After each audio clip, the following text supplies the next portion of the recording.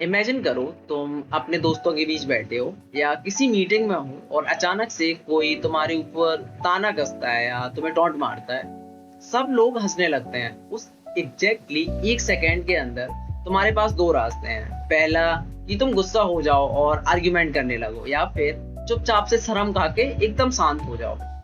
लेकिन in reality दोनों ही cases में तुम लूज कर रहे हो। उसका कुछ नहीं जा रहा है। जब कोई तुम्हारी बेइज्जती कर रहा है तो वो एक्चुअली तुम्हारा रिएक्शन चाहता था। उस पॉइंट ऑफ टाइम पे वो तुमसे तुम्हारी पावर को छीनना चाहता था। लेकिन एक मास्टरमाइंड कभी अपना कंट्रोल नहीं खोता। आज के इस 4 मिनट के वीडियो में मैं आपको 3 ऐसी डार्क साइकोलॉजी टेक्निक्स बताऊंगा जिन्हें यूज करके तुम किसी भी इंसल्ट को वापस उसी इंसान पर डाल सकते हो, वो भी बिना अपनी आवाज ऊंची किए। Let's decode the psychology of dominance.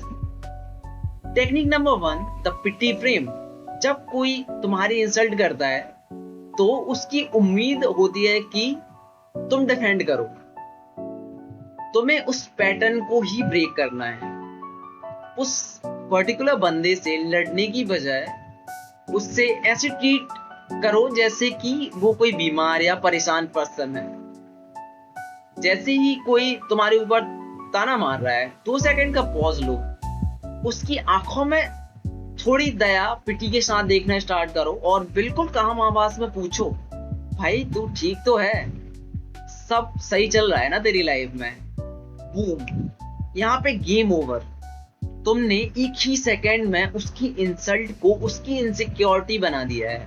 अब बाकी लोगों को लगेगा कि यार इसने गुस्से में आकर इंसल्ट की क्योंकि इसकी खुद की लाइफ सही नहीं चल रही है, इसकी लाइफ में प्रॉब्लम चल रही हैं।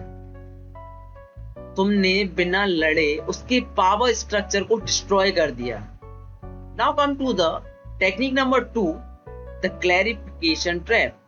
ज्यादातर लोग इंसल्ट तब करते हैं जब उन्हें लगता है कि वो इजीली बच निकलेंगे। वो यूजुअली इनडायरेक्ट टॉन्ट मारते हैं।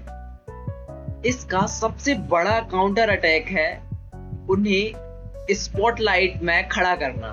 मतलब जब कोई तुम्हारी इंसल्ट कर रहा है, उस पॉइंट पे तुम्हें ऐसे प्रिटेंड करना है जैसे कि तुम्हें कुछ सुनाई नहीं दिया। उनकी आंखों में डायरेक्टली देखो और कॉन्फिडेंटली कहो, सॉरी मैंने ठीक से सुना नहीं। क्या तुम इस बात को वापस से रिपीट करोगे? साइकोलॉजी कहती है कि जब लोगों को अपनी नेगेटिव बात रिपीट करने के लिए कहा जाता है ना, स्पेशली पब्लिक में, तो वो उनका कॉन्फिडेंस पूरी तरीके से सेटल कर देता है। मतलब कॉन्फिडेंस गिर जाता है। 99% चांसेस है कि वो अपनी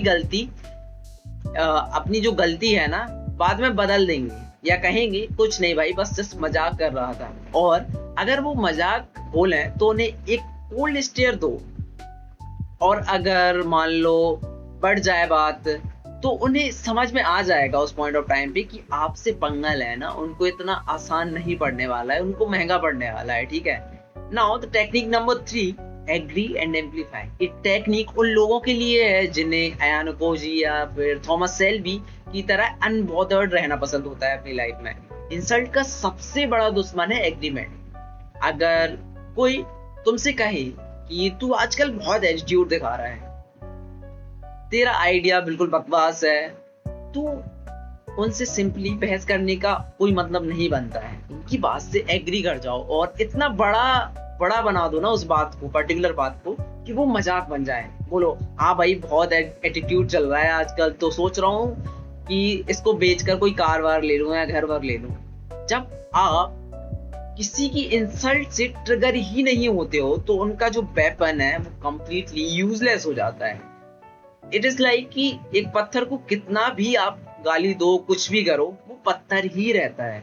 सो रिमेम्बर, जब कोई तुम्हें डिसरिस्पेक्ट करे तो गुस्सा नहीं करना है इस पॉइंट ऑफ टाइम पे, और चुप भी नहीं रहना है। तुम्हें उनके माइंड के साथ खेलना स्टार्ट करना है। First, pity them. Second, ask them to repeat it. Third, agree and amplify.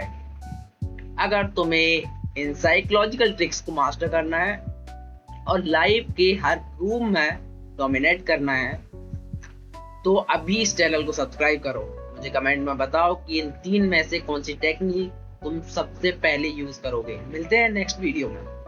Stay साफ, स्टे काम।